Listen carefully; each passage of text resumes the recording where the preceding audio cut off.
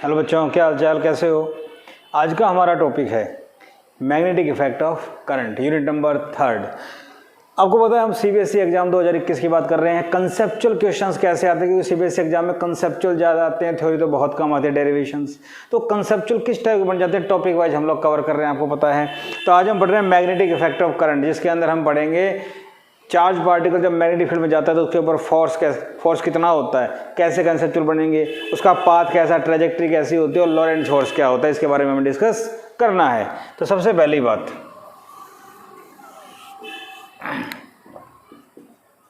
Force on charge in magnetic field.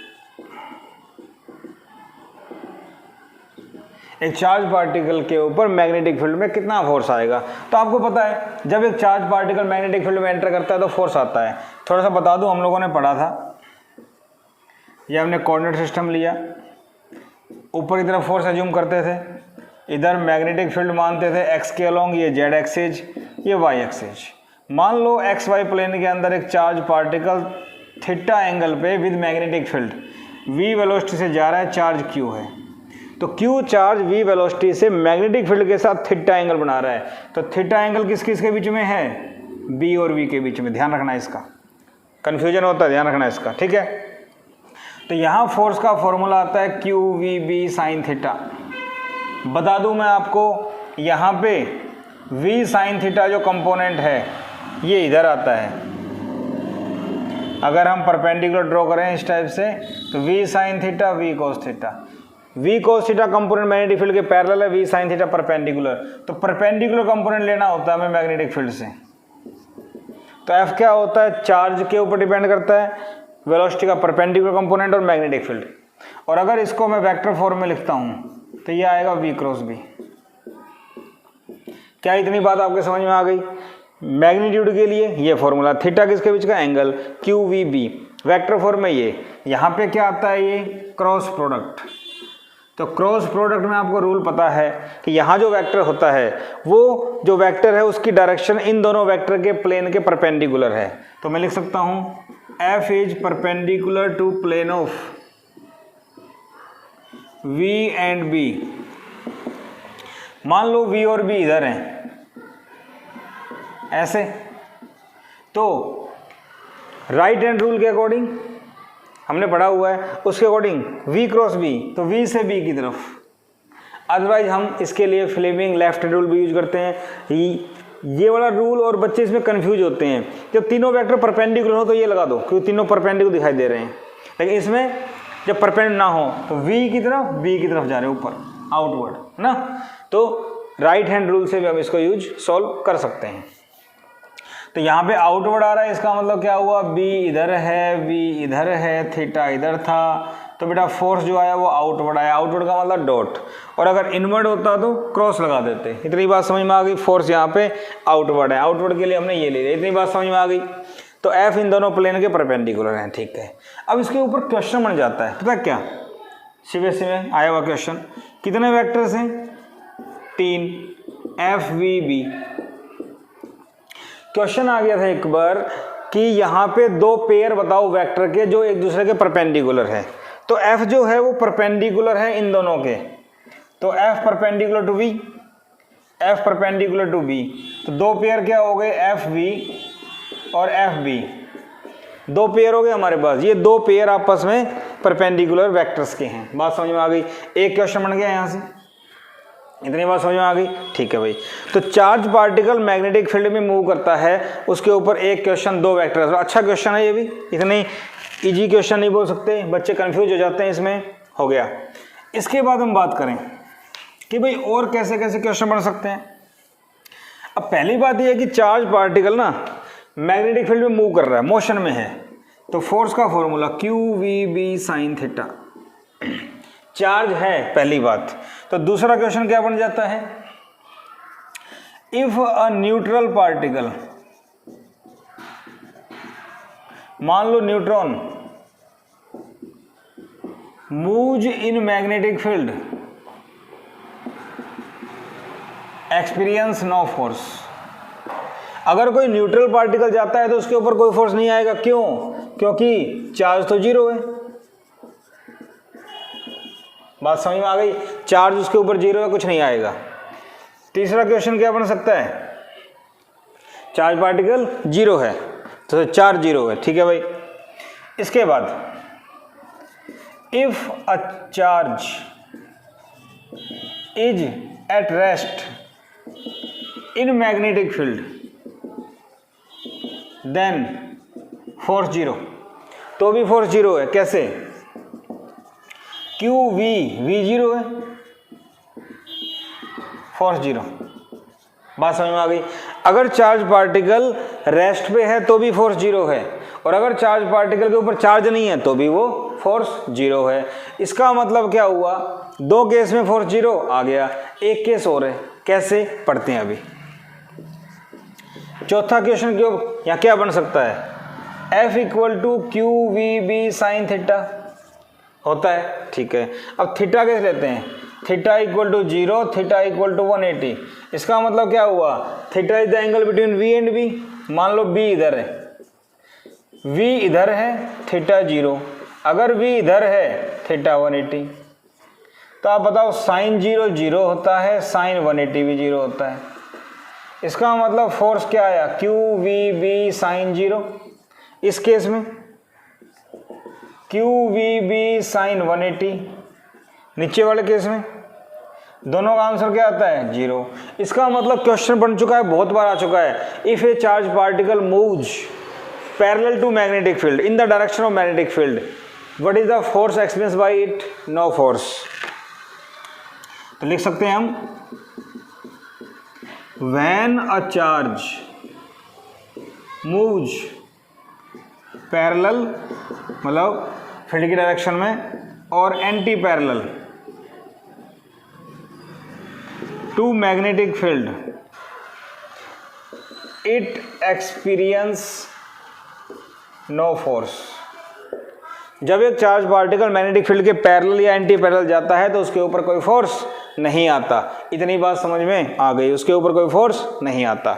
एक question ये बन जाता है, क्वेश्चन नंबर 4। इसी के ऊपर एक क्वेश्चन और बन जाता है, क्वेश्चन नंबर 5। वो क्या होता है, एक चार्ज पार्टिकल हमने किसी रूम के अंदर से पास किया, वो अनडिफ्लेक्टेड निकल गया, चार्ज पार्टिकल अनडिफ्लेक्टेड निकल गया। क्या उस रूम में कोई मैग्नेटिक फील्ड नहीं है या नहीं, ये बताना है। तो अगर मैग्नेटिक फील्ड नहीं है तो भी चार्ज पार्टिकल सीधा निकल जाएगा, और अगर मैग्नेटिक फील्ड है तो भी वो सीधा निकल सकता है, अगर वो फील्ड के पैरेलल या एंटी पैरेलल है तो हम ये कहेंगे the magnetic field may or may not be there. If magnetic field exist then charge particle moves parallel or anti parallel to magnetic field. क्या मेरी बात समझ में आ गई। तो ये छोटे छोटे केसेस थे जो मुझे समझ में आने चाहिए, ये सारे मैंने बता दिए। इसके बाद और क्या क्वेश्चन बना सकते हैं इसके ऊपर एग्जाम में आने वाले, देखिए।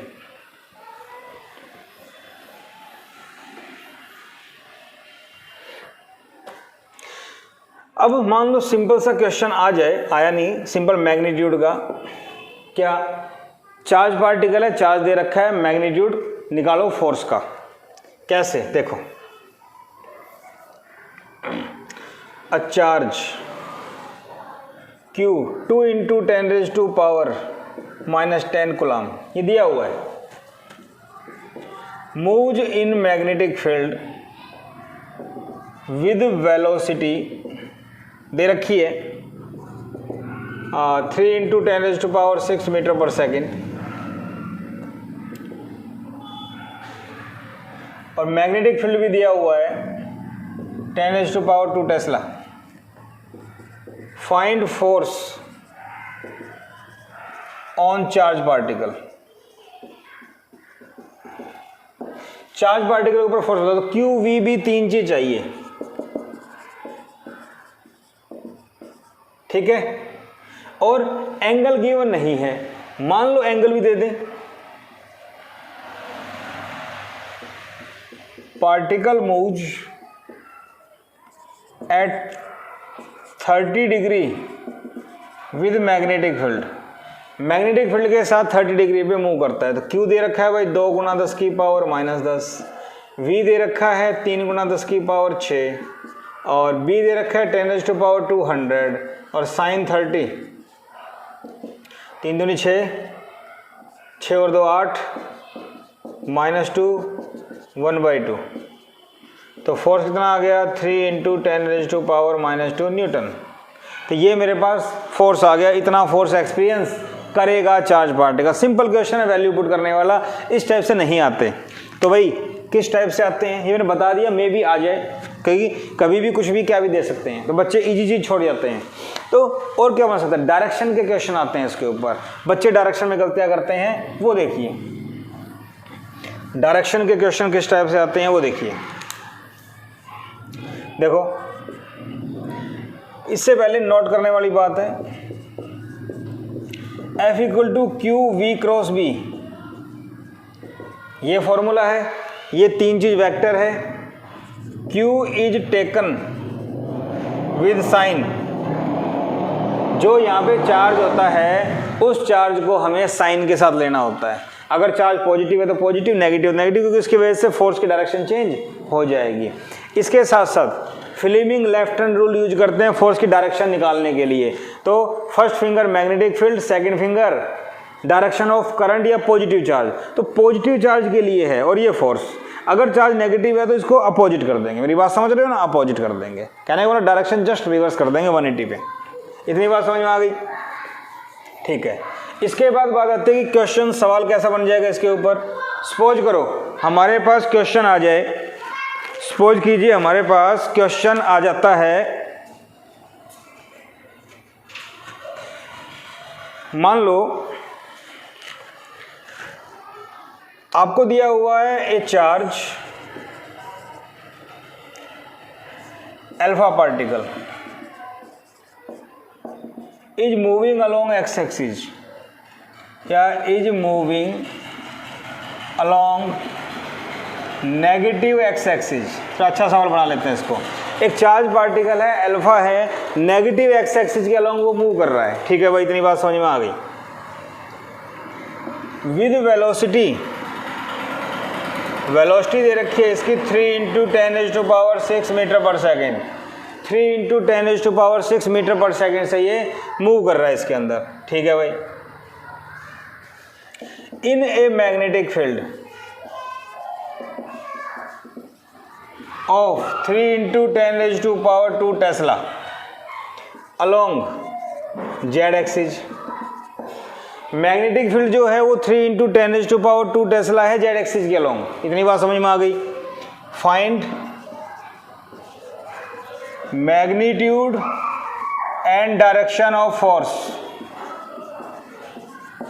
मैग्नीट्यूड और डायरेक्शन बताओ फोर्स की यहाँ पे क्या होगी। तो इस क्वेश्चन में फोर्स का मैग्नीट्यूड जो QV sin थीटा से आया था, डायरेक्शन भी पूछी गई है। देखो एक ही सवाल करवाऊंगा लेकिन आपको आ जाएगा। देखो क्या करना है हमें, इस सवाल के अंदर हमें क्या करना है, हमें दिया हुआ है अल्फा पार्टिकल। अल्फा पार्टिकल के ऊपर जो चार्ज होता है वो प्रोटॉन के चार्ज का डबल होता है। पहली बात ध्यान रखना। अब प्रोटॉन पे चार्ज जो होता है वो इलेक्ट्रॉन के बराबर होता है। मैं लिखवा देता हूँ अभी आपको एक टेबल बना के। चार्ज समझ में आ गया, 3.2 10⁻⁻19 कूलम। अल्फा पार्टिकल का चार्ज इतना, टेबल बनवा दूंगा आगे, ये ध्यान रखना, नहीं पता है तो याद कर लो। प्रोटॉन का डबल होता है अल्फा पे। ठीक है भाई। अब हमें और क्या दे रखा है, क्यू पता लग गया, पॉजिटिव होता है। इसके बाद हमें दिया हुआ है velocity 3 10⁻⁶ along X axis, I cap, negative X axis minus I cap. इसके बाद मैग्नेटिक फील्ड दिया हुआ है आपको। इसके बाद हम देखें तो हम लोगों को मैग्नेटिक फील्ड दिया हुआ है। मैग्नेटिक फील्ड कितना दिया हुआ है भाई, 3 10⁻⁻² टेस्ला अलोंग जेड एक्सिस। तो के कैप, क्या इतनी बात समझ में आ गई? के कैप ये आपको दिया हुआ है। मेरी बात समझ में आ गई? ठीक है। अब तीन चीज दे दी, करना क्या है, F = QV×B। चार्ज अगर नेगेटिव है तो माइनस का ले लेंगे, ध्यान रखना इसका। क्यू क्या दिया हुआ है भाई, 3.2 10⁻⁻19। ठीक है भाई। V कितना दिया हुआ है, 3 10⁻⁶ माइनस आई कैप, माइनस बार ले लिया, क्रॉस B है 3 10⁻² के कैप। इतनी बात आपके समझ में आ गई। इसके बाद देखो, इसको मैं सोल्व करता हूँ। 3 × 3 9 माइनस बार, 9 दूनी 18, 9 27 और 1 28 और माइनस बाहर हो गया। 10 की पावर 6, 10 की पावर 2, 6 to 8, 19 में से 8 गए -11, ये बच गया I क्रॉस K। मुझे बताओ बेटा I क्रॉस K क्या होता है? -28.8, 10 की पावर 11 बचा था। देखो I cross J K cap होता है। एक्चुअली I, J और K सेम ऑर्डर में होते हैं, ऑर्डर टूटना नहीं चाहिए। I के बाद J, J के बाद K, I के बाद अगर K आ गया, अगर I के बाद J आता है, J की जगह K आ गया, तो इन दोनों को छोड़ के जो बचता है वही आता है यहाँ पे। इन दोनों को छोड़ के क्या बचा? J। लेकिन अगर ऑर्डर टूट गया तो माइनस आएगा। I के बाद J, J के बाद K। ये चेक करो, I से अगला आना चाहिए यहाँ पे। अगर कोई और आ गया तो माइनस आ जाएगा, और इन दोनों को छोड़ के जो बचा वो आ जाएगा। ठीक है, तो I क्रॉस K क्या होता है? -J। माइनस से माइनस कैंसिल, 28.8, 10 की पावर -11 J कैप। तो फोर्स क्या आ गया? फोर्स आ गया 28.8, 10 की पावर -11 J कैप। तो force is along y axis, positive y axis. क्या मेरी बात समझ में आ गई? तो चार्ज निकालना आ गया, V B पता लग गया, डायरेक्शन लेनी है साइन के साथ। वैल्यू पुट करो, I क्रॉस J कैसे मल्टीप्लाई करना है ये भी मैंने आपको बता दिया, कैसे मल्टीप्लाई करना। मल्टीप्लाई करना आपको आना चाहिए। अगर J प्लस का आया तो अलोंग y एक्सिस मूव कर रहा है, और अगर J माइनस का है तो इसका मतलब नेगेटिव y एक्सिस के अलोंग ये मूव कर रहा है। इतनी बात समझ में आ गई? ठीक है भाई, इतनी बात समझ में आ गई। देखो इस सवाल को, इस टाइप से और सवाल बन जाते हैं हमारे पास, तो आप इसको एक बार अच्छे से देख लीजिए कैसे सोल्व करना है इसको। ठीक है, अब जो भी सवाल है इसी टाइप के बनेंगे, जस्ट प्रैक्टिस करनी है आप लोगों को और कुछ नहीं है। यहाँ पे आ गई होगी बात समझ में? ओके, इसके बाद देखो डायरेक्शन के सवाल हो गए, बिना डायरेक्शन के हो गए, छोटी छोटी बातें हो गई। अब बात आती है, एक बार किसी ने क्वेश्चन पूछ लिया भाई, एक बच्चे ने पूछ लिया मेरे से। क्या पूछ लिया? एक चार्ज पार्टिकल मैग्नेटिक फील्ड में जब मूव करता है तो फोर्स क्यों आता है उसके ऊपर? फोर्स एक्सपीरियंस क्यों करता है? When A charge particle moves in a magnetic field it experience force. क्यों? सही बात है, जब एक चार्ज पार्टिकल मूव करता है तो वो खुद एक मैग्नेटिक फील्ड अपने चारों तरफ प्रोड्यूस करता है। तो इसका आंसर क्या होगा? When A charge particle moves it creates a magnetic field around it, और when it moves in an external magnetic field, तो these two magnetic field interact and charge particle experience force। एक तो charge का खुद का field हो गया, एक बाहर का फील्ड हो गया, दोनों फील्ड आपस में टकराएंगे तो फोर्स आएगा। बात समझ में आ गई? ठीक है भाई। इसके बाद कंसेप्ट की अगर बात करें, when a charge moves in magnetic field there is no change in magnitude of velocity, only direction changes। Charge particle की वेलोसिटी का जो मैग्नीट्यूड है 10 है तो 10 ही रहेगी, कोई चेंज नहीं आएगा, सिर्फ डायरेक्शन चेंज होगी। मेरी बात समझ यार, एक पार्टिकल मैग्नेटिक फील्ड में एंटर करता है 20 मीटर पर सेकंड से, तो उसकी स्पीड 20 ही रहेगी, चेंज नहीं होगी, बट उसकी डायरेक्शन चेंज हो जाती है। So only direction changes, only direction change होगी। सो काइनेटिक एनर्जी जो कि हाफ mv² होती है, मैग्नीट्यूड का स्क्वायर, रिमेन्स कांस्टेंट। इसका मतलब change in kinetic energy zero, change in kinetic energy zero. Kinetic energy constant होती है, उसके अंदर चेंज नहीं आता है, तो काइनेटिक एनर्जी में कोई चेंज नहीं आता है। कई बार पूछ लेते हैं हम लोगों से, तो ये बात आपको पता होनी चाहिए। ठीक है, अब क्वेश्चन आ जाता है, find work done on charge particle when it moves in a uniform magnetic field। जब एक charge particle uniform magnetic field में मूव करता है तो बताओ उसके ऊपर कितना वर्क डन होता है। तो एक तो इस मेथड से कर लो, हमें पता है चेंज इन काइनेटिक एनर्जी 0 होती है by work energy theorem. W equal to change in kinetic energy, change in kinetic energy 0 तो वर्क डन 0। एक नंबर में आ जाए तो मैं इतना कर सकता हूं, एक नंबर मेरा कोई नहीं काट सकता। लेकिन अगर यही क्वेश्चन 2 नंबर में आ जाए तो मुझे थोड़ा सा माइंड यूज करना पड़ेगा, थोड़ा सा अलग तरीके से इसको सोल्व करना पड़ेगा मैथमेटिक्स से। तो वो कैसे करेंगे वो देखिए,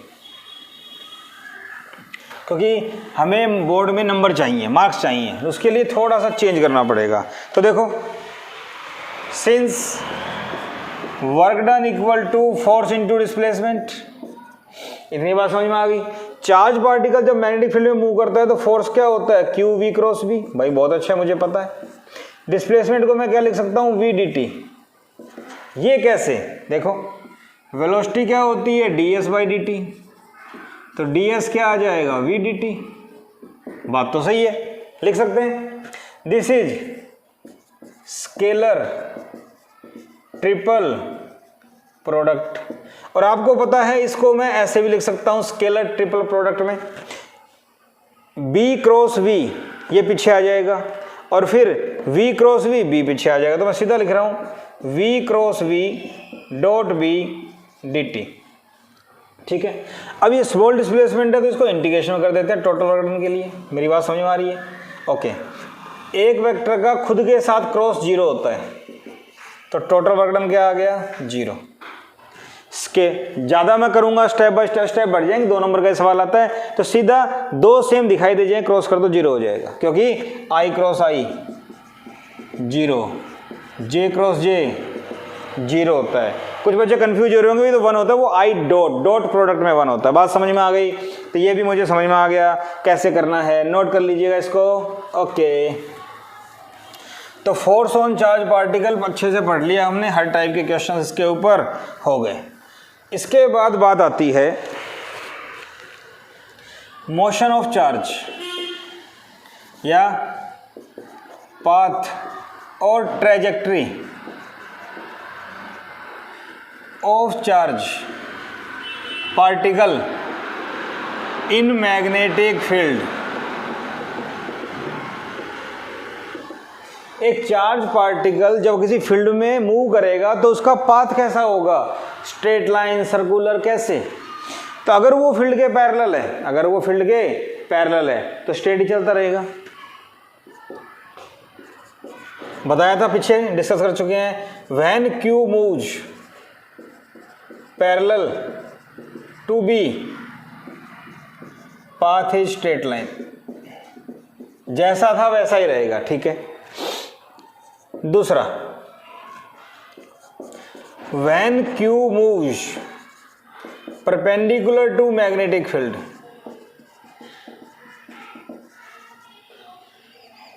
V perpendicular to V, then path is circular। ये मैंने बता दिया, चार्ज पार्टिकल मैग्नेटिक फील्ड के परपेंडिकुलर मूव करता है तो पाथ कैसा होगा, वही सर्कुलर होगा। अब सर्कुलर में कैसे कैसे क्वेश्चन बन जाते हैं, थ्योरी आ जाती है डायरेक्ट। क्या आ जाती है, एक बार क्वेश्चन आ गया था, लिख लीजिएगा, 2012 में CBSE ने पूछा था। क्या पूछा था, when A charge particle moves in a magnetic field prove that its path is circular and derive the expression for radius of circular orbit. और मान लो पूछ लें also find time period and frequency of the particle. मान लो पूछ लें तो हम लोग क्या करेंगे वो देखो, मैं वो करके दिखा रहा हूं। तो सबसे पहली बात सर्कुलर पाथ प्रूव करना है। तो मान लीजिए ये मैग्नेटिक फील्ड है, ये वेलोसिटी है। 2 या 3 नंबर में आता है, ज़्यादा कन्फ्यूज होने की जरूरत नहीं है। इतनी बात समझ में आ गई? ठीक है। Force on charge F equal to Q V B sine 90, angle 90 है, क्यू वी बी। और मैक्सिमम फोर्स होता है, जब एंगल 90 होता है तो फोर्स मैक्सिमम होता है। मैंने पीछे नहीं बताया, बता रहा हूँ। क्यू वी बी आ गया, ठीक है। अब सर्कुलर पाथ होता है, ये कैसे प्रूव करें? सपोज करो ये मैग्नेटिक फील्ड है, सुनो ध्यान से, ये मैग्नेटिक फील्ड है, ये मैंने यहाँ पे एक सर्कल बना दिया, ठीक है। मान लो ये 4 पॉइंट ले लिए मैंने, A B C D. Charge particle ऐसे जा रहा है, स्पीड v है, स्पीड की बात कर रहा हूँ क्योंकि डायरेक्शन तो चेंज हो रही है, ठीक है भाई। रेडियस इसकी r है, v वेलोसिटी r रेडियस। अब अगर मैं इसके ऊपर फोर्स निकालूं by Fleming left hand rule, Fleming left hand rule, अगर इसका यूज करके मैं यहाँ पे फोर्स निकालूं और अगर वो फोर्स इसके सेंटर की तरफ आ जाए ऐसे ऐसे, तो इसका मतलब ये सेंट्रीपिटल फोर्स है। अगर फोर्स सेंटर की तरफ है इसका मतलब सेंट्रीपिटल फोर्स। बात समझ में आ गई? कैसे? देखो, फ्लेमिंग लेफ्ट हैंड रूल क्या कहता है? Left hand low, thumb, first finger, second finger. First finger magnetic field, second finger velocity of positive charge, और ये force.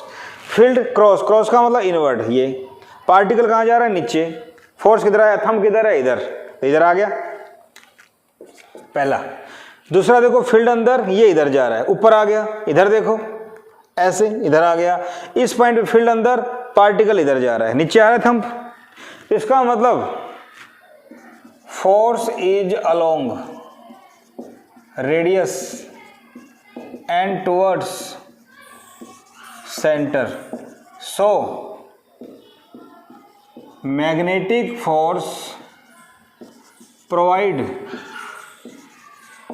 Centripetal force, magnetic field centripetal force provide करेगा to charge and make it to move in circular path.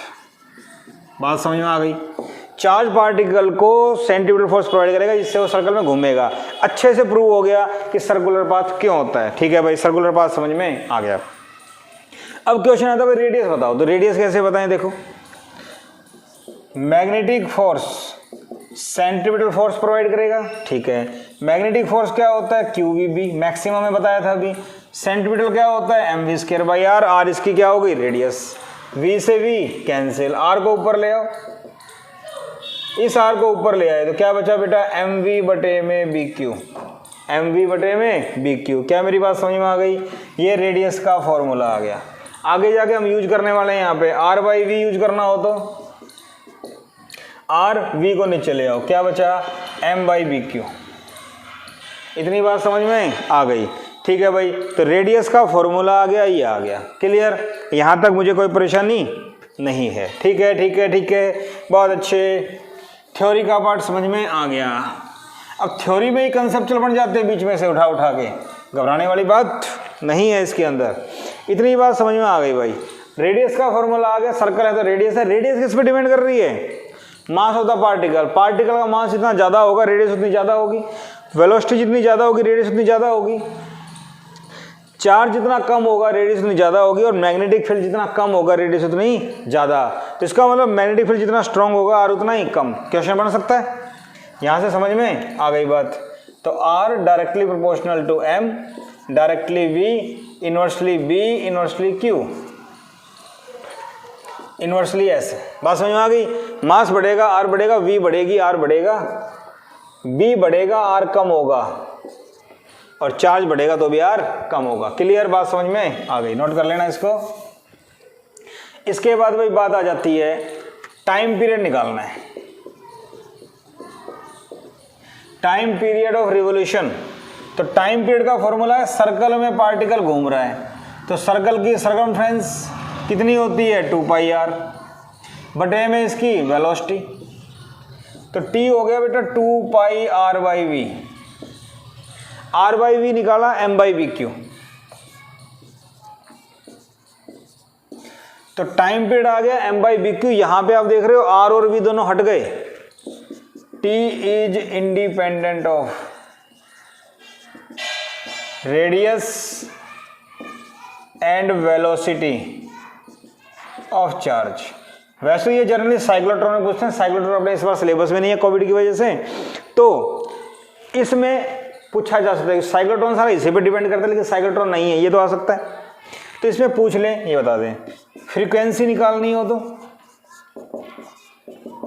Reciprocal of time B Q बटे में 2 pi M, B Q बटे में 2 pi M, ये ध्यान रखना इसका। ठीक है भाई, इतनी बात मुझे समझ में आ गई। फ्रीक्वेंसी का फॉर्मूला ये हो गया, क्लियर। तो ये थ्योरी का पार्ट था, कुछ भी इसमें से आ जाए ये आ जाएगा। अब क्वेश्चन कैसे बन जाएंगे, कंसेप्चुअल कैसे बन जाएंगे वो देखो।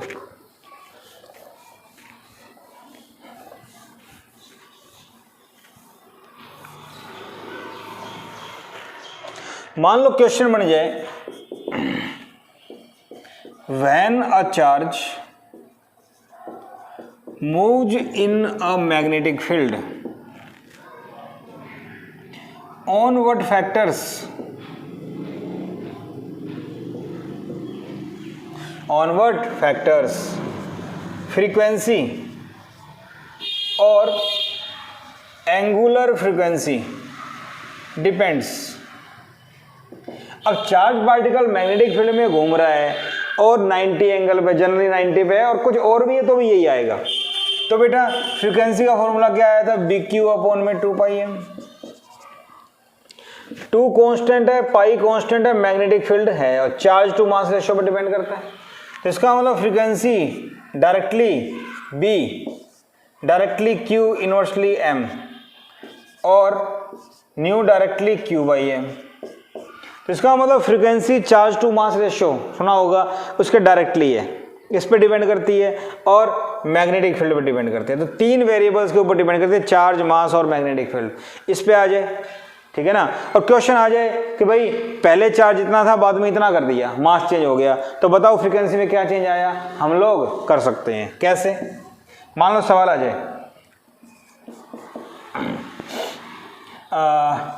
इन a magnetic field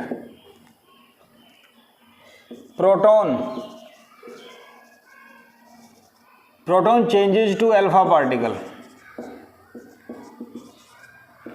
find change in frequency. Frequency कितनी चेंज हुई, कैसे हुई, तो बताओ। तो प्रोटॉन था, सुनो, इनिशियली फ्रीक्वेंसी बी सेम है, क्यू मान लो प्रोटॉन का मास है, B Q P 2 pi M P हो गया। Frequency of alpha B Q alpha upon में 2 पाई एम अल्फा। अगर मैं दोनों को डिवाइड करता हूं, अगर मैं दोनों को डिवाइड कर देता हूं तो क्या आएगा भाई, b से b कैंसिल, 2 पाई से 2 पाई कैंसिल, क्यू पी बटे में एम पी, क्यू अल्फा बटे में एम अल्फा। तो यहाँ क्या आ जाएगा, क्यू पी एम अल्फा ऊपर, क्यू अल्फा और एम पी नीचे। इतनी बात समझ में आ गई, ठीक है। एम अल्फा, अल्फा पार्टिकल का मास कितना होता है, प्रोटॉन से 4 गुना, चार्ज कितना होता है, ट्वाइस ऑफ प्रोटॉन, ये सारा कैंसिल, 2 दूनी 4, कितना आ गया, डबल। इसका मतलब ये आ गया, इसका मतलब प्रोटॉन की फ्रीक्वेंसी अल्फा पार्टिकल से डबल है, प्रोटॉन की फ्रीक्वेंसी अल्फा पार्टिकल से डबल है। तो ऐसा क्वेश्चन बन जाए तो मेरे ख्याल से आप कर सकते हो, सिर्फ फॉर्मूला याद करना है फ्रीक्वेंसी का, और फ्रीक्वेंसी के साथ साथ टाइम पीरियड आ जाए तो वो भी कर सकते हैं, टाइम पीरियड आ जाए तो वो भी कर सकते हैं। मेरे ख्याल से बात समझ में आ गई, कोई परेशानी वाली बात नहीं है। तो अगर थ्योरी पूछा जाए तो ठीक है, कंसेप्चुअल बन जाए फ्रीक्वेंसी वगैरह पे तो ठीक है। अब आप कहेंगे भाई रेडियस के बारे में तो बताया ही नहीं, रेडियस के ऊपर कंसेप्चुअल कैसे बनेंगे, तो ज़्यादा तो रेडियस पे बनते हैं। देखो क्वेश्चंस ऑन आर, तो आर क्या होता है, M V upon B Q, ठीक है भाई। एम वी क्या होता है, पी मोमेंटम। ऑल्सो आर क्या होता है, V अपॉन में B Q by M, charge to mass ratio.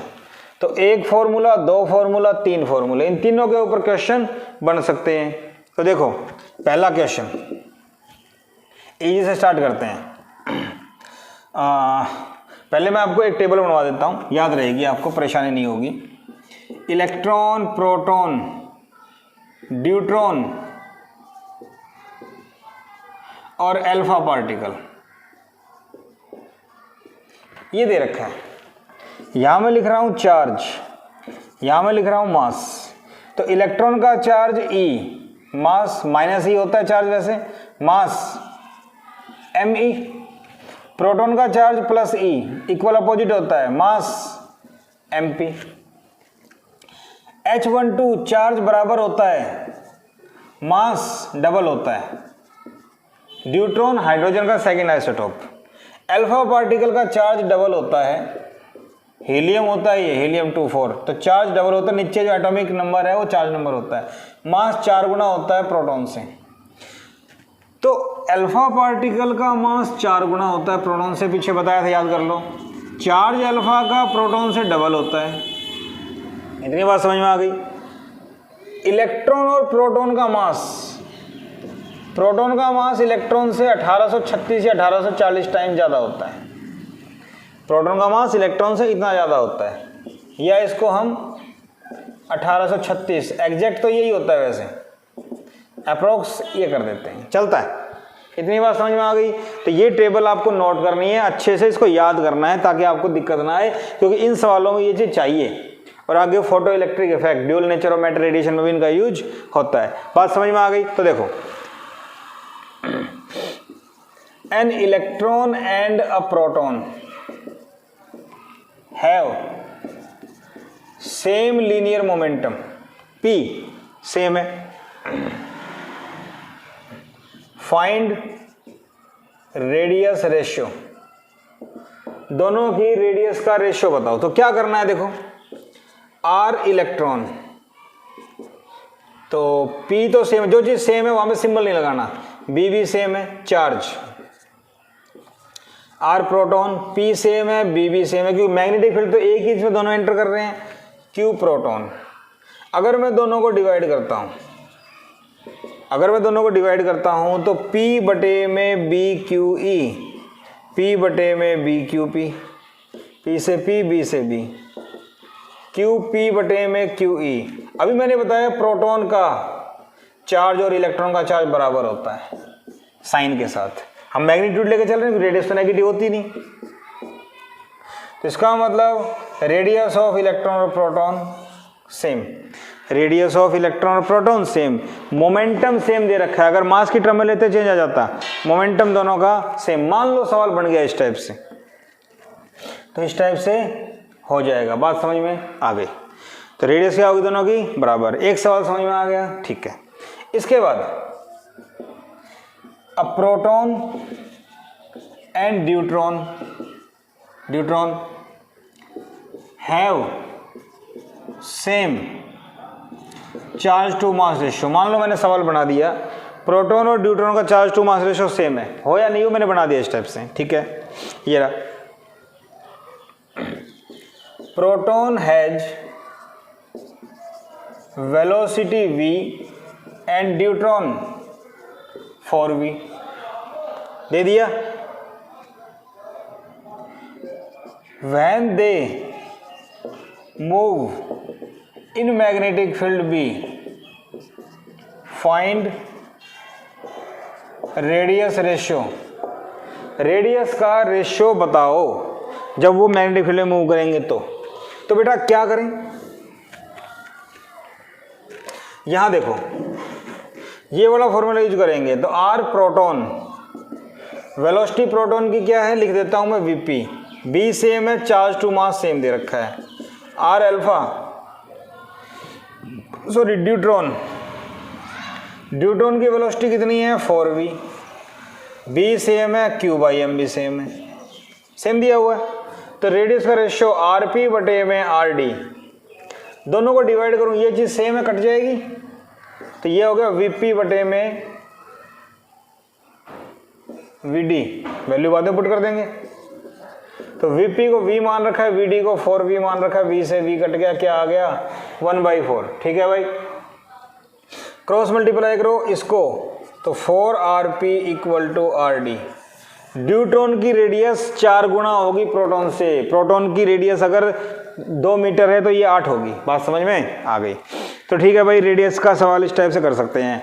तुम्हारे में से बहुत से बच्चे सोचते हैं सर डायरेक्शन वाले सवाल नहीं करवाए, तो वो भी करेंगे। पहले एक बार ये तो सीख लो, रेडियस कैसे निकालेंगे, फॉर्मूला याद कर लो। ठीक है ठीक है ठीक है, बात समझ में आ गई। और देखो क्वेश्चन है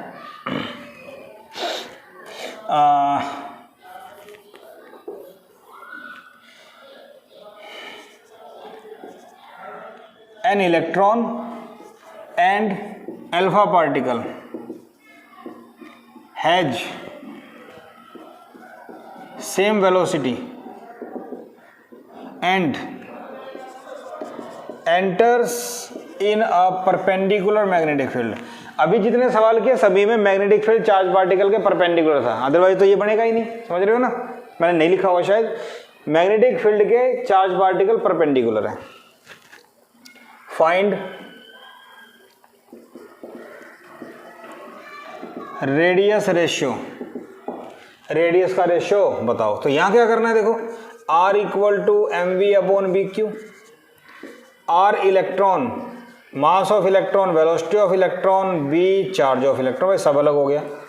alpha particle, mass of alpha, velocity of alpha, v q of alpha, हो गया। इसको मैं सिंपलीफाई कर लूँ, थोड़ा सा आसान हो जाएगा। अल्फा पार्टिकल का मास 4 गुना होता है प्रोटॉन से, वेलोसिटी ऑफ अल्फा दे रखी है, इवन सेम वेलोसिटी दे रखा है तो वेलोसिटी को मत छेड़ो, ठीक है। चार्ज ऑफ अल्फा प्रोटॉन से डबल होता है, चार्ज डबल होता है बताया था अभी, ठीक है। तो आर ई बटे में आर अल्फा अगर मैं करता हूँ, एम अल्फा ये हो गया, सॉरी आर ई ये रहा, एम ई वी बटे में B Q E, 4 M P V बटे में बी टू क्यू पी, ठीक है भाई। इलेक्ट्रॉन और प्रोटॉन का चार्ज बराबर, नीचे से नीचे कट गया, नीचे से नीचे कट गया, वेलोसिटी से वेलोसिटी कट गई, क्या बचा आर ई बटे में आर अल्फा, ऊपर बचा एम ई ये कट चुका, यहाँ बचा 4 एम पी, नीचे क्या था 2 ऊपर आ जाएगा, ए बटे बी सी बटे डी ये ऊपर आ जाएगा, ठीक है। एम ई बटे में 2 एम पी, प्रोटॉन का मास इलेक्ट्रॉन से 1840 होता है, पता है, ये भी कट गया, तो 1 बटे 8 3680, आर ई बटे आर अल्फा इतना आ गया, क्रॉस मल्टीप्लाई करेंगे तो R alpha equal to 3680 R E. Electron की जो रेडियस आएगी, इलेक्ट्रॉन की जो रेडियस आएगी, अल्फा पार्टिकल की रेडियस उससे 3680 टाइम्स ज़्यादा है। मेरे ख्याल से बात समझ में आ गई। वैल्यू पुट करनी है, सवाल सोल्व करने आ गए। फॉर्मूला जर्नल है mv/bq, p/bq हो सकता है चार्ज टू मास रेशियो की टर्म में, इसी को मैनिपुलेट करना है, ठीक है भाई, ठीक है ठीक है ठीक है ठीक है ठीक है ठीक है ठीक है ठीक है, समझ में आ गया। डायरेक्शन के सवाल करेंगे अभी, चलो पहले डायरेक्शन के करते हैं। अब ये तो निकाल सकते हैं हम, सवाल आ जाएंगे। An electron and proton enters in a perpendicular magnetic field with same velocity, दे रखा है क्रॉस मैग्नेटिक फील्ड इस टाइप से, ठीक है। इधर मान लो प्रोटॉन है, इधर मान लो इलेक्ट्रॉन है। क्वेश्चन है find radius ratio, trace, trajectory. Radius ratio निकाल लोगे मेरे ख्याल से, वेलोसिटी से हम अभी करवाए थे, प्रैक्टिस करो। ट्रेजेक्ट्री सुनो ध्यान से, लेफ्ट हैंड रूल क्या कहता है, मैग्नेटिक फील्ड अंदर, पार्टिकल इधर, फोर्स ऊपर। तो ये पॉजिटिव चार्ज के लिए प्रोटॉन पॉजिटिव है तो प्रोटॉन की ट्रेजेक्ट्री ऊपर सर्कल में, पार्टिकल परपेंडिकुलर है तो सर्कुलर पाथ ऐसे। अब इलेक्ट्रॉन के लिए भी यही, इलेक्ट्रॉन पे चार्ज नेगेटिव होता है तो ये इधर की जगह इधर हो जाएगा, कहाँ आया नीचे। इलेक्ट्रॉन पे चार्ज नेगेटिव है तो पॉजिटिव के लिए जो अप्लाई किया वो ऐसे आ जाएगा, तो ये प्रोटॉन के लिए, ये इलेक्ट्रॉन के लिए। तो सर्कुलर ट्रेजेक्ट्री है और अपोजिट डायरेक्शन में, और रेडियस किसकी कितनी ज़्यादा है वो आप लोग कैलकुलेशन से निकाल सकते हैं। इवन मैं निकाल चुका हूँ शायद इसकी, R इक्वल टू mv/bq लगाओ, सॉल्व कर लो, ओके ठीक है। मान लो आपके पास सवाल आ जाए, मैग्नेटिक फील्ड दिया हुआ है, ट्रेजेक्ट्री ट्रेस करनी सीख लो, ठीक है। यहां पे प्रोटॉन ले लो, यहां पे अल्फा ले लो, ठीक है। दोनों v वेलोसिटी से जा रहे हैं, रेडियस का रेशियो बताओ और दोनों की ट्रेजेक्ट्री ट्रेस करो। सवाल क्या बन जाएगा, proton and alpha enters magnetic field with same velocity. सवाल चेंज हो गया, प्रोटॉन अल्फा हो गया, मुझे नहीं पता कौन बड़ा छोटा आएगा तो पहले सोल्व करना पड़ेगा। R equal to M P, velocity same है, बी भी दोनों के लिए सेम है, Q P, R alpha M alpha V B Q alpha, तो आर पी अपॉन में आर अल्फा। ठीक है, ये गिवन नहीं हमने बनाया ये। तो यहाँ देखो v और b सेम है, कट जाएंगे, आर पी एम पी बटे में क्यू पी, ये तो कट जाएगा, लिख लो नहीं तो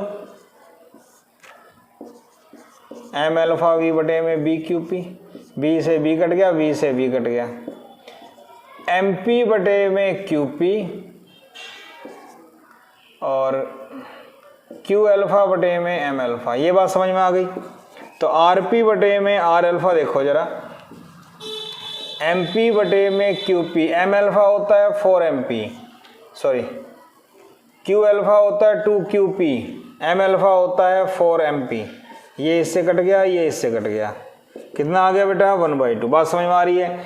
चार्ज डबल होता है, मास 4 टाइम्स ये, आर पी बटे में आर अल्फा, क्रॉस मल्टीप्लाई कर दो, R alpha equal to 2 R P. तो अल्फा की रेडियस प्रोटॉन से डबल। ठीक है, तो प्रोटॉन का पाथ अगर ऐसे है तो इसका पाथ ऐसे। क्यों भाई, दोनों ही चार्ज पार्टिकल पॉजिटिव है, फील्ड अंदर, पार्टिकल इधर जा रहा है, फोर्स कहाँ है ऊपर, ऊपर के लिए इधर, लेकिन इसकी रेडियस डबल है। अगर इसकी r है तो इसकी 2r है। बात समझ में आ गई। तो ट्रेजेक्ट्री ट्रेस करना आना चाहिए, किस कौन ज़्यादा बड़ी रेडियस का होगा वो यहाँ से हम लोग सॉल्व कर सकते हैं। एक करवाया, दो करवाए, प्रैक्टिस आपको करनी है, प्रॉब्लम मिले तो पूछो। आप मेरे को मैसेज कर सकते हैं, नहीं समझ में आता है तो। ओके, अब एक बड़ा अच्छा सा सवाल है जो घूमता रहता है, सीबीएसई में भी आ चुका है, अदर बोर्ड में भी पूछ लेते हैं। क्या, इस टाइप से दिया हुआ है, जेड डायरेक्शन में मैग्नेटिक फील्ड है, ये एक्स डायरेक्शन है, यहाँ v वेलोसिटी से एक q चार्ज इधर मूव कर रहा है, ये सेंटर है, ओरिजिन। ठीक है, एक बात बता दूं मैं अभी पहले, अगर मैग्नेटिक फील्ड ऐसे है तो सर्कुलर पाथ ऐसे आया था, इसका मतलब क्या है, चार्ज पार्टिकल मैग्नेटिक फील्ड के चारों तरफ घूमता है, ऐसे चार्ज पार्टिकल मैग्नेटिक फील्ड के चारों तरफ घूमता है। इस चीज का ध्यान रखना, कहीं भी नहीं घूमता, मैग्नेटिक फील्ड के अराउंड रिवॉल्व करता है। तो यहां पे देखो, charge particle along negative axis. Question क्या है, a charge particle moves along negative X axis towards origin, magnetic field is along Z axis, trace the trajectory of charge. तो देखो ये जेड एक्सिस ऊपर, ये इधर, मैग्नेटिक फील्ड कहाँ है ऊपर, तो जेड एक्स एक्सिस किधर होगी, ऐसे, ये इधर, ये इधर, तो ये ऐसे होगी, पार्टिकल इधर जा रहा है, इसका मतलब देखो फील्ड ऊपर, पार्टिकल इधर जा रहा है, अंदर पार्टिकल इधर जा रहा है, तो फोर्स किधर आया, इधर, इसका मतलब ये यूं चलता चलता इधर मुड़ेगा, है ना, ऐसे घूमेगा, तो इसका मतलब इसकी ट्रेजेक्टरी कैसे आई, ऐसे। कुछ बुक्स में यहां बना रखा है, ये गलत हो जाएगा, ये ऐसे आएगी, ऐसे, क्योंकि मैग्नेटिक फील्ड की एक्सिस ये आने वाली है, इसके चारों तरफ घूमेगा ये। बात समझ में आ गई। तो इस टाइप से ट्रेजेक्टरी, क्योंकि ये ऐसे जाएगा, ऐसे मुड़ेगा, यहाँ घूमता रहेगा। मैग्नेटिक फील्ड जेड एक्सिस के अलोंग है, तो इसके परपेंडिकुलर क्या है, एक्स वाई प्लेन। क्या मेरी बात समझ में आ रही है, मैग्नेटिक फील्ड जेड एक्सिस के अलोंग है तो इसके परपेंडिकुलर क्या है, एक्स वाई प्लेन, तो एक्स वाई प्लेन में घूमेगा, सिंपल सी बात है। इतनी बात समझ में आ गई। तो अच्छा क्वेश्चन है, इस टाइप से क्वेश्चन हमारे पास आ जाते हैं, मेरे ख्याल से बात समझ में आ गई, कर सकते हो आप। ओके ठीक है भाई, ये भी हम कर लेंगे। तो ट्रेजेक्टरी ट्रेस करने वाले सवाल इस टाइप के ही आते हैं, ज़्यादा टिपिकल नहीं आएंगे, बस थोड़ा सा पार्टिकल चेंज कर देंगे, पार्टिकल चेंज कर दे तो आप कर सकते हो। ठीक है भाई, अब क्वेश्चन आ गया था एक बार, क्या क्वेश्चन आ गया था देखो, एक charge particle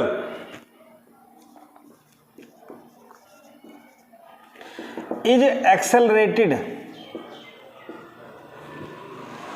by potential difference V and enters in a perpendicular magnetic field. Perpendicular magnetic field में वो एंटर कर जाता है, ठीक है। Find expression for radius. अब इसके ऊपर न्यूमेरिकल बन जाते हैं, मैं कंसेप्चुअल बता रहा हूं कैसे आ गया। तो देखो, जब एक चार्ज पार्टिकल को एक्सेलरेट करते हैं, इधर पोटेंशियल डिफरेंस कितना है V, तो वर्क डन कितना हुआ, charge into potential, charge into potential. इसमें ये वेलोसिटी गेन करेगा, तो काइनेटिक एनर्जी कितनी आ गई, हाफ mv²। सो चार्ज इंटू पोटेंशियल जो वर्क डन है वो इसको काइनेटिक एनर्जी प्रोवाइड करेगा हाफ mv²। क्या मेरी बात समझ में आ गई, ठीक है। Charge into potential half mv²। qv 2 इधर आ जाएगा, 2qv, m नीचे आ जाएगा, v का स्क्वायर रूट आ गया। तो यहां से मैंने क्या निकाल लिया, वेलोसिटी, ठीक है भाई। Since r equal to mv/bq, बात समझ में आ गई। तो r इक्वल टू m बटे में bq, v रखो, v है 2qv/m, ठीक है। जरा सोचो, इसको अंदर ले जाते तो क्या आएगा, 2qv/m, सही है।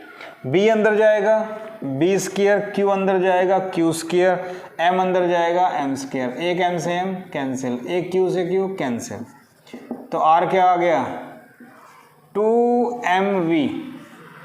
v क्या है, पोटेंशियल डिफरेंस, और b²q। तो रेडियस का फॉर्मूला आ गया 2mv बटे में b²q, ठीक है भाई, ठीक है, ठीक है, ठीक है, समझ में आ गया। qv हाफ mv², v निकालो, पुट कर दो, आपका आंसर आ जाएगा। इंपॉर्टेंट क्वेश्चन है, कंसेप्चुअल है, आ चुका है बोर्ड में। अब इसके ऊपर क्वेश्चन बन जाते हैं, अब इसके ऊपर क्वेश्चन बन जाते हैं। क्या, a proton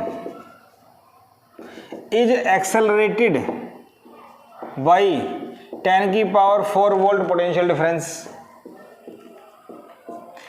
difference and enters in magnetic field of 10⁻² Tesla. इस मैग्नेटिक फील्ड में वो एंटर करता है, ठीक है।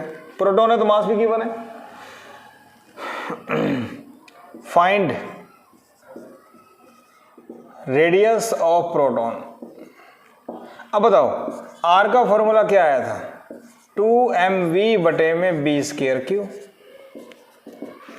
लगा दो, 2 मास ऑफ प्रोटॉन 1.66 10⁻⁻27।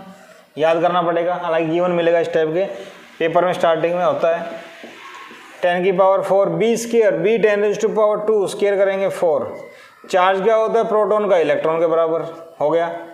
ये इससे कैंसिल, ये नियरली काट देता हूं मैं, कोई दिक्कत नहीं है। क्या बच गया, 2, 27, 19, 8 बचेगा। तो ये क्या बचेगा बेटा, √2 10⁻⁻4 मीटर। तो R आ गया 1.414 10⁻⁻4 मीटर। तो इस टाइप सवाल आ गया। और ये सवाल जरूरी नहीं है कि प्रोटॉन के लिए हो, अल्फा पार्टिकल आ जाए, इलेक्ट्रॉन आ जाए, ड्यूट्रॉन आ जाए, कुछ भी आ जाए, अलग अलग पार्टिकल के लिए वेरिएबल हो जाएंगे और सवाल निकल जाएगा। इंपॉर्टेंट क्वेश्चन है, आ जाते हैं। इसका पीछे जो डेरिवेशन किया वो भी इंपॉर्टेंट है, कर सकते हैं आप लोग, ठीक है भाई। बात समझ में आ गई, इसके ऊपर सवाल आ जाए तो ठीक है। नेक्स्ट बात आती है, चार्ज पार्टिकल फील्ड के पैरेलल है, हो गया, परपेंडिकुलर हो गया। अगर चार्ज पार्टिकल मैग्नेटिक फील्ड के साथ कुछ वेलोसिटी से जाए तो कुछ एंगल पे, अब कुछ एंगल पे है तो क्या होगा, एक तो पैरेलल कंपोनेंट होगा v cos थीटा, एक परपेंडिकुलर कंपोनेंट होगा v sin थीटा। पैरेलल में पढ़ चुका, पैरेलल है, फोर्स 0, कोई चेंज नहीं आएगा, straight line. 4v parallel, force 0, straight line path. बात समझ में आ गई। 4v perpendicular, force qvb, maximum circular path. ठीक है। For both V parallel and V perpendicular, straight line plus circular path, दोनों को मिलके क्या बनता है? Helical path. तो इसका मतलब चार्ज पार्टिकल कुछ एंगल से मैग्नेटिक फील्ड में एंटर करता है 90 से कम, तो पाथ कैसा होगा? हेलिकल। हेलिकल पाथ से एंटर करेगा, बट रेडियस का, टाइम पीरियड का फॉर्मूला सेम रहेगा। ठीक है। हेलिकल पाथ कैसा होगा? ये मैग्नेटिक फील्ड, पार्टिकल ऐसे गया तो ऐसे, मैग्नेटिक फील्ड के चारों तरफ ऐसे होगा। बात समझ में आ गई? ठीक है। रेडियस वही रहेगी mv/bq, क्योंकि रेडियस तो वही रहती है। टाइम पीरियड वही रहेगा 2πm/bq, और फ्रीक्वेंसी वही रहेगी bq/2πm। सब कुछ वही रहेगा, एक आधी चीज चेंज हो जाती है। क्या? यहाँ ये सर्कल है, तो एक सर्कल को पूरा होने जितना टाइम लगता है उतने में ही पार्टिकल यहाँ पहुंचेगा, तो इसको बोलते हैं पिच। हेलिकल पाथ में पिच क्या होती है? Distance moved by particle, moved by charge in a time of 1 revolution. एक रिवोल्यूशन का जो टाइम है, इतने टाइम में पार्टिकल कितना चलेगा, तो बेटा पिच निकाल लो। हॉरिजॉन्टल डायरेक्शन में वेलोसिटी क्या है? v cos theta. अभी अभी मैंने बनाया था ना, ये v है, ये थीटा है, तो इधर क्या आएगा? v cos थीटा, और ऊपर क्या आएगा? Perpendicular v sin theta. तो v cos थीटा इधर टाइम पीरियड t, तो v cos theta time period क्या होता है? 2πm/bq। तो पिच क्या हो गई? v cos theta 2πm/bq। Pitch भी कई बार पूछ लेते हैं, तो आपको पता होना चाहिए। हेलिकल पाथ के ऊपर ज़्यादा नहीं, छोटी छोटी बातें आ जाती हैं, कैसे क्या होता है। तो अगर चार्ज पार्टिकल फील्ड के पैरेलल है, फोर्स 0, स्ट्रेट लाइन। अगर चार्ज पार्टिकल मैग्नेटिक फील्ड के परपेंडिकुलर जा रहा है तो सर्कुलर पाथ, कुछ एंगल पे जा रहा है तो स्ट्रेट सर्कुलर, दोनों को मिलकर बोलते हैं हेलिकल। और एक सर्कल से दूसरे की डिस्टेंस क्या बोलते हैं? पिच। पार्टिकल यहाँ से चला एक सर्कल पूरा करके दोबारा यहाँ पे आएगा तो पिच, क्योंकि वो सीधा भी चल रहा है और गोल भी घूम रहा है, गोल भी घूम रहा है, सीधा भी चल रहा है, ऐसे। समझ में आ गई बात? तो ये हो गया भाई हेलिकल पाथ के बारे में। मेरे ख्याल से बात समझ में आ गई। तो चार्ज पार्टिकल की ट्रेजेक्ट्री पता लग गई, फोर्स पता लग गया। अब बात आती है कि अगर चार्ज पार्टिकल मैग्नेटिक फील्ड के साथ साथ इलेक्ट्रिक फील्ड भी आ जाए दोनों में, तो उसके ऊपर जो फोर्स आता है उसको बोलते हैं लॉरेंट्ज फोर्स। क्या बोलते हैं बेटा? Lorentz force.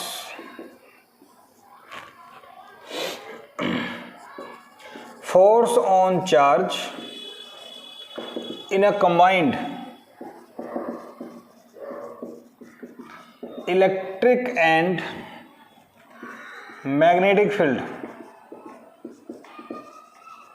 अब magnetic field electric field parallel हो, परपेंडिकुलर हो, ऐसा कुछ नहीं है, सिर्फ दे रखा है। इसको बोलते हैं लॉरेंट्ज फोर्स। ये होता है इलेक्ट्रिक फील्ड QE और QV×B होता है मैग्नेटिक फील्ड। इतनी बात समझ में आ गई? यहां से देखें तो Q कॉमन आ जाएगा, तो E प्लस में V×B। ये भी बात समझ में आ गई? ठीक है। अब यहाँ पे ना घुमा देते हैं कई बार। क्या? एक बार पूछ लिया था बोर्ड में, right the formula for magnetic Lorentz force, right the formula for electric Lorentz force. तो electric Lorentz force FE, electric field का फोर्स ही इलेक्ट्रिक लॉरेंट्ज फोर्स है। अगर आपसे पूछे कोई मैग्नेटिक लॉरेंट्ज फोर्स, तो मैग्नेटिक लॉरेंट्ज फोर्स क्या हो जाएगा? FM।